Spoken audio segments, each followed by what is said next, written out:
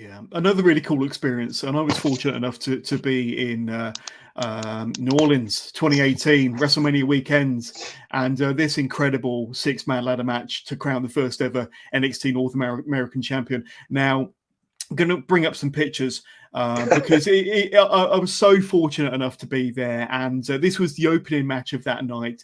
Still to this day, one of my favorites, if not the best NXT Takeover, and that's high praise considering every show was a banger and every single show kind of topped the next one. But that spot there, when you drive in, I'm not sure who threw the ladder. Ricochet's there as well. It's possibly Adam Cole. I'm not sure, but. One of my all-time favorite matches, not just because I was there, but because it was batshit crazy, and it was just fantastic. I don't think, like I say, you talk about Shawn Michaels and Razor Ramon having classic ladder matches. That's 1v1, but when you got 6 guys in there, absolutely killing it. And you were part of it as well. Another great opportunity for yourself, another great moment. But take us back to that night, because I remember it vividly. But what about yourself? It was so like. Again, another, I'm put into these. I think they just really like putting me in multi-man matches because I had a bunch. Right, I did. I had a bunch, and I always have cool ideas and stuff like that. Whatever else, which is the joys of being from the indies. You know what I mean? Like that is the truth. I really like 3-way dances and stuff like that. Like it's one of my favorite match types. Right, so. I think because I always had little ideas, like I would always shine in these kind of scenarios, so they kept putting me in them. But this one was very interesting because we had to debut 2 new people, EC3 and Ricochet. This was their debut. While also you've got Monster and Lars, Monster and myself, and then you've got Velveteen and you've got Adam. And like Adam's, this incredible talented lad who's kind of getting the pops, but still villain. Velveteen is the fella who everybody's everybody knows that there's something special there. Yeah. But he's also not sure if you're a babyface or a heel. So like there's so many like things going all at the same time. So for us, we knew we had to work really hard to try and showcase everybody. But we all made a pact right before it, and this is something I'm really proud of. We said, right, we're not going to do the slow climb up the ladder, especially early in the match, because we hated it. We went and watched all the ladder matches that we could think of, separately, and even a couple together, like to try and make sure that like we, first of all, respect what people have done before. Don't want to repeat anything that people have done, but we also don't want to make the same mistakes that people have done. That slow climb that people were doing. Yeah, I get it. You're waiting for the spot or anything else. We were like, right, how about this? You climb the ladder, nobody's there. You just fucking win the belt, right? So that put a new pressure on everybody to be there and be ready at all times. And there's some brilliant moments where, somebody actually gets fucking really far up the ladder. You know what I mean? Like, obviously for me, I was never going to get up there fast, so it was very easy to stop me. But for some of the other lads, it'd be a bit harder. Yeah, there you go. So I think you nearly, is that you there? I think you nearly get your hand on the belt there. Oh yeah, that is me. But I think if I went one more rung up the ladder, I'd have fucking fallen off the damn thing. Right? I was about as close as I was going to get. Right, I'm okay on the first 3 rungs, but seeing that 4th, 5th, 6th rung, that's when it gets problematic for me. But no, honestly, like there was a lot riding on that. We knew we had a lot to live up to. We were the opener of the entirety of WrestleMania, so like there was also a chip on our shoulder. Like we were kind of thinking, how do we say follow that without saying follow that? You know what I mean? So, so we made the pact. We'd all do that. We'd all fucking fly up that ladder. We tried to structure it so everybody looked good, and that's tough because there's 2 completely unestablished people. So we knew Ricochet is going to get over because he can do some cool stuff.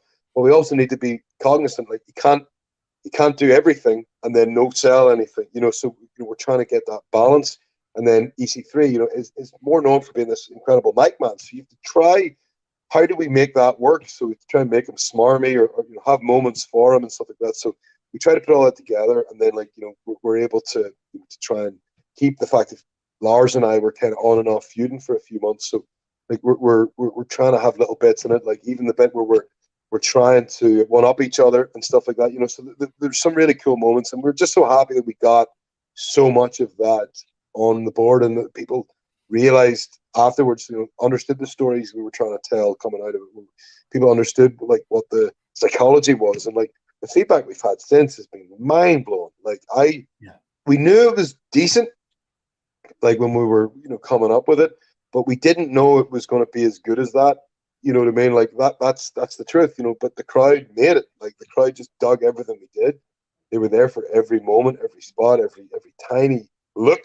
I remember there's a bit where Lars and I are just throwing Ricochet around, like, and like the crowd just comes up, like, and we have a stare off, and they go fucking nuts, and like that, like stuff like that. Like we didn't, you know, you don't know for sure if what they're going to react to. So, so then we were able to do things on the fly and go with what they're digging, and that was what was really cool about all the talent that was there. Like nobody panicked, you know, everybody was in the moment, everybody enjoyed it. Yeah, that's a nuts photo. That, really that was a terrible idea, but you know, Ricochet was like, "Yeah, I'll take it." Okay, but yeah, like honestly, like you know, all the lads, a testament to all of them. They're all bloody brilliant, all like wonderful to work with. And I know it's seen as the cursed match, you know, but realistically, it was so much fun, and nobody was difficult. We had a few, obviously, 6 different people, 6 different opinions. You would have the occasional, you know, whatever. Yeah. But the fact that we're still able to put that together, and like the feedback we've got since was amazing. But yeah, great experience, great for me. You know, Killian at that point was kind of, we knew we were about to get promoted, so we weren't sure like how, you know, what we're going to do with Killian. So it was kind of stop start, like what's next, because we know we're going up. So you know, coming into that on off feud with Lars, finally we were able to, you know, look into paying that off. You know what I mean? So.